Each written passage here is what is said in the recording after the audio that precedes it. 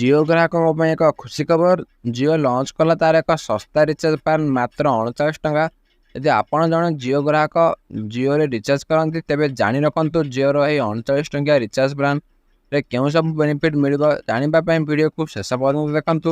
ତା ସହିତ ଭିଡ଼ିଓକୁ ଗୋଟିଏ ଲାଇକ୍ କରି ଚ୍ୟାନେଲକୁ ସବସ୍କ୍ରାଇବ୍ ମଧ୍ୟ କରନ୍ତୁ।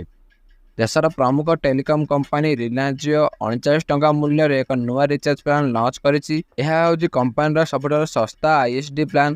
ଯଦି ଆପଣଙ୍କୁ ଇଣ୍ଟରନ୍ୟାସନାଲ କଲ୍ କରିବାର ପଡ଼େ ତେବେ ଆପଣ ଏହି ପ୍ଲାନ୍ରେ ଲାଭ ଉଠାଇ ପାରିବେ। ଏହା ବ୍ୟତୀତ କମ୍ପାନୀ ଆହୁରି ଅନେକ ଶସ୍ତା ଆଇଏସ୍ଡି ପ୍ଲାନ୍ ଲଞ୍ଚ କରିଛି।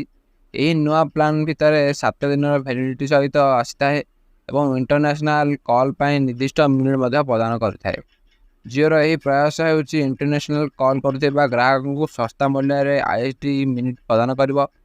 ଜିଓର ଶସ୍ତା recharge plan America, Canada, Britain, Saudi ଆରବ ଭଳି ଦେଶକୁ ସୁଲଭ ମୂଲ୍ୟରେ କଲ୍ କରିବା ପାଇଁ ସୁବିଧା ଦିଆଯିବ। ତେବେ ଆସନ୍ତା ଜିଓର ଏହି ଆଇଏସ୍ଡି ରିଚାର୍ଜ ପ୍ଲାନ୍ ବିଷୟରେ ଜାଣିବା।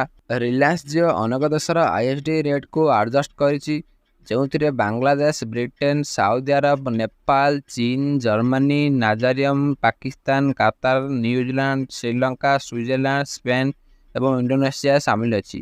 ଜିଓର ସବୁଠାରୁ ଶସ୍ତା ଇଣ୍ଟରନ୍ୟାସନାଲ କଲ୍ ପ୍ଲାନ୍ ଆମେରିକା ଏବଂ କାନାଡ଼ା ପାଇଁ ରହିଛି। 39 ଟଙ୍କା ଆପଣଙ୍କୁ 30 ମିନିଟ୍ କଲ୍ ଟାଇମ୍ ମିଳିବ, ଯାହା 7 ଦିନ ଭ୍ୟାଲିଡିଟି ସହିତ ଆସିଥାଏ।